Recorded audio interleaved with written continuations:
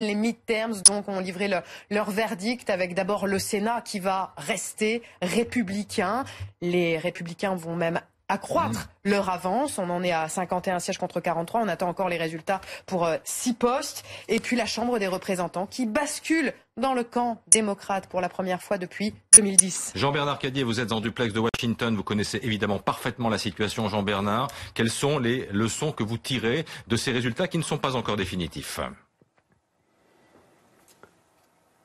Écoutez, la leçon tirée par Donald Trump lui-même, il l'a tirée dans un tweet où il a parlé de l'immense succès que représentaient pour lui ces élections.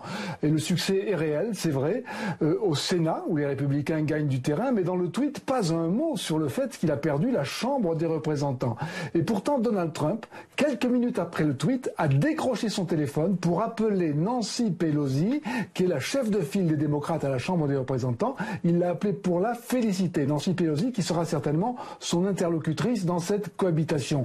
Elle a déclaré dans la nuit qu'elle voulait rééquilibrer les pouvoirs. Elle n'a pas employé le mot impeachment, destitution. Elle a dit surtout qu'elle voulait mettre fin à la corruption. Elle a même dit « nous allons assainir le marécage ». Et là, elle a repris un slogan de Donald Trump qu'elle retourne contre lui. La Chambre des représentants aura le pouvoir d'enquêter sur les finances de Donald Trump. La cohabitation s'annonce musclée et pourtant, cette nuit, la Maison-Blanche a fait savoir qu'elle était prête à travailler avec les démocrates, notamment pour la rénovation des infrastructures.